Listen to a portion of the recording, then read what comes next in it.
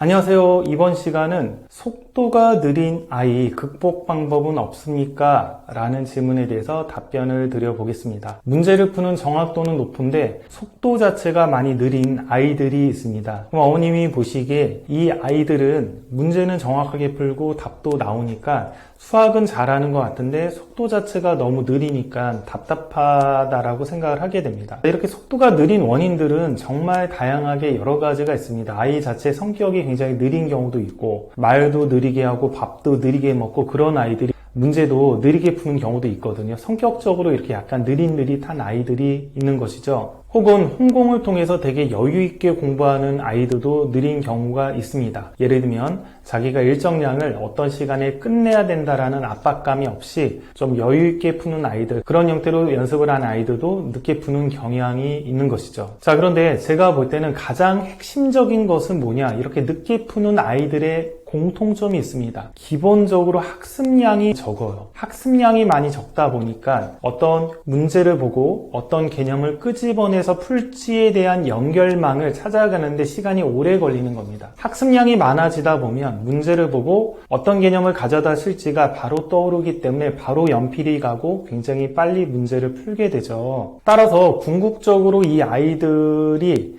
속도를 빠르게 극복하는 방법은 학습량을 늘리는 방법밖에 없습니다. 자, 그런데 문제는 이렇게 속도가 느린 아이들을 보면 대부분 수학에 그리 많이 투자를 안 하고 있어요. 아이들도 그렇고 부모님들도 그렇고 많은 투자를 안 합니다. 그냥 시간이 지나면 극복이 되겠지라고 생각을 하는데 학습량 자체가 적기 때문에 시간이 지나도 극복이 잘 되지가 않아요. 그리고 학습량이 적기 때문에 나중에는 시간이 부족해서 선행 진도도 많이 느려지기 때문에 심화를 시킬 여유 시간을 확보하는 것도 많이 어렵습니다. 따라서 시간이 지나면 지날수록 아이들은 심화도 못하고 그렇다고 선행도 빠르게 따라가지 못하다 보니까 수학을 잘하게 되기는 많이 힘든 상태입니다.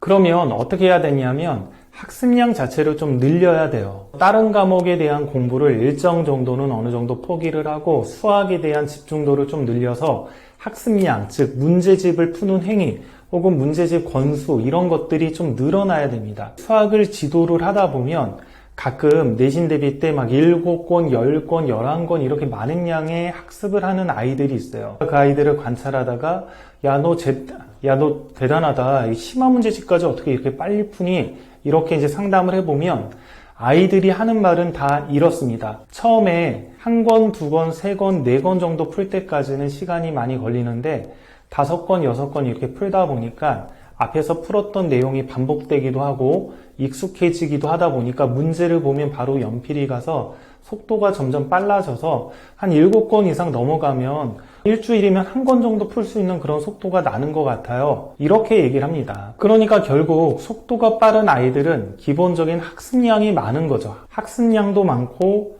복습도 많이 하고 반복도 많이 하다 보니까 어떤 수학 개념에 대한 연결망들이 뇌에 튼튼하게 연결이 돼서 문제를 보면 어떤 개념을 가져다 쓸지가 바로바로 떠오르는 학생들이 된다라는 것입니다. 이거는 뇌과학에서도 많이 강조하는 것이죠. 충분한 연습, 충분한 복습, 충분한 반복을 통해서 강력한 뇌 연결망들, 그러니까 뉴런과 시냅스가 잘 연결이 되다 보면 점점 익숙해지고 속도가 빨라진다라고 얘기를 하는 겁니다. 그러니까 결론적으로 얘기하면 속도가 느린 학생들은 아직 그런 튼튼한 연결망들이 형성이 되진 않았다라는 거죠. 그래서 어떤 문제를 보거나 그러면 자기가 배웠던 개념들도 떠올리고 생각해보고 그러다 보니까 오래 걸린다라는 겁니다. 자, 근데 이게 시간이 지나면 자동으로 극복이 될까? 결코 그러지 않습니다. 제가 관찰해보면 중학교 때 속도가 느린 아이들은 고등학교 가서도 역시 속도가 느립니다. 속도가 느리기 때문에 내신 성적이 잘 안 나와요. 시험을 보면 그 1시간이라는 시간 동안에 시험 문제를 거의 다 못 푸는 경우가 많아요. 그러다 보면 거의 등급이 3등급, 4등급에서 멈추게 됩니다. 따라서 이렇게 속도가 느린 학생들은 학습량을 늘릴 수 있는 방법들을 생각을 해야 됩니다. 그래서 아이가 열심히 안 해서 그렇다면 아이를 설득해서 기존보다 더 많은 시간들을 투자해서 수학을 공부할 수 있게끔 만들어주고, 그게 아니라 엄마가 이것저것 많이 시켜가지고 수학에 투자할 시간이 적다라면 다른 것들을 포기하고 수학에 투자를 시켜야 됩니다. 수학에 투자를 시켜서 기본적인 어떤 방정식, 부등식, 함수, 도형, 그런 부분에 대한 어떤 개념들이 튼튼하게 형성이 되면 어느 순간 이제 속도가 빨라지는 것이죠. 자, 오늘은 속도가 느린 아이 어떤 식으로 극복을 해야 될지 말씀을 드렸습니다. 여기까지 하겠습니다.